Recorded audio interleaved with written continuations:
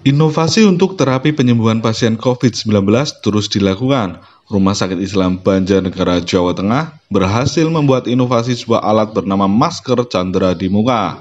Masker ini diharapkan mampu membantu pemulihan pasien yang mengalami sesak nafas akibat COVID-19.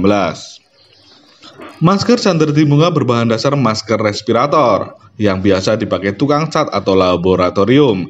Namun oleh tim Litbang RSI Banjarnegara, masker sederhana itu dimodifikasi menggunakan sentuhan teknologi dan untuk terapi inhalasi atau pernafasan.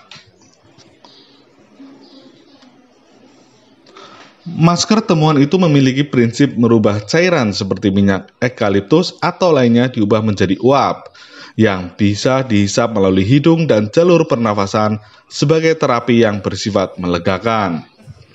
Dalam alat tersebut ada rangkaian elektronik yang menggunakan daya baterai dan bisa di-charge berulang, dan sebuah rangkaian elektronik yang mengeluarkan gelombang ultrasonik yang mampu memecahkan partikel uap menjadi ukuran sekitar 5 mikro, sehingga yang dihisap tubuh sesuai dengan kebutuhan tubuh berimbas melegakan pernafasan sesuai prinsip nebulizer.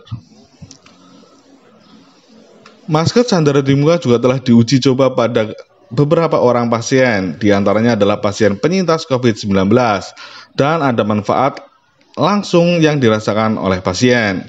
Salah satunya pasien bernama Agus Setiawan, warga Banyumas, yang diterapi menggunakan inhalasi nebulizer ultrasonik masker candera di muka. Setelah diterapi menggunakan masker candera di muka, ia mengalami pernafasan kembali pulih. Dan masker candera di muka juga simpel sehingga bisa dibawa kemana-mana. Sementara itu, dokter spesialis anestesi RSI Banjarnegara, Dr. Ananta Heri Wibowo mengatakan, masker candera di muka atau nebulizer menggunakan gelombang ultrasonik yang menghasilkan aerosol atau molekul yang kecil mampu diserap langsung inhalasi masuk jalan nafas lebih nyaman.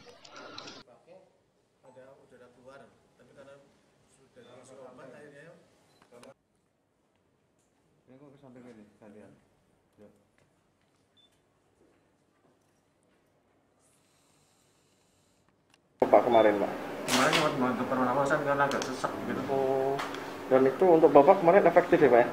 Alhamdulillah efektif. Terus rasanya seperti apa, Pak?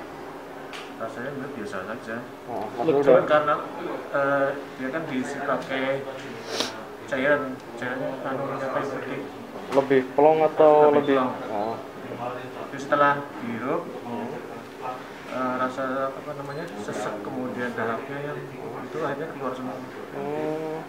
Dan ini mudah, Pak, makanya ya kemarin ya, nggak ribet ya alatnya? Nggak ribet. Jadi cuma dinyalakan, dipakai. Ya, kita berikan eukaliptus saja sudah jadi aerosol yang seperti ini. Kemudian akan bisa melonggarkan saluran pernafasan. Nah, belum lagi beberapa terapi yang sudah diteliti tingkat dunia seperti heparin, salbutamol, dexamethasone. Kalau ke depan sudah bisa direkomendasikan oleh berbagai disiplin ilmu, maka ini pun akan menjadi salah satu terapi tersebut. Karena pada dasarnya terapi nebulizer pun selama ini sudah berjalan. Nah, kita kembangkan model pembentukan uap ini yang tadinya hanya dengan panas, kemudian dengan pembakaran, sekarang dengan gelombang ultrasonik. Dengan alat piezoelektrik yang kita buat, kita tembakkan ke cairan sehingga menguap dan aerosolnya lebih ringan, lebih mikroskopik, sekitar 5 mikron tersebut. Ini bermanfaat untuk pasien-pasien COVID itu ya? Insya Allah, terutama yang gangguan pernafasan. Hasil uji coba gimana dengan pasien? Ada baru 3-4 orang, dan saya bilang ini terapi suportif, bukan terapi COVID. Ya, jadi salah satu bagian dari nebulizer tersebut, sehingga nanti ke depan kalau memang itu berhasil, mungkin pada pasien-pasien yang lebih berat akan kita uji coba. Untuk proses pembuatannya, ia mengaku menghabiskan dana sekitar 10 juta rupiah, menghasilkan 4 alat serupa. Jika masuk produk massal, pihaknya optimis akan bisa jauh lebih murah. Dari Banjarnegara, Jawa Tengah, Hendra Septa melaporkan.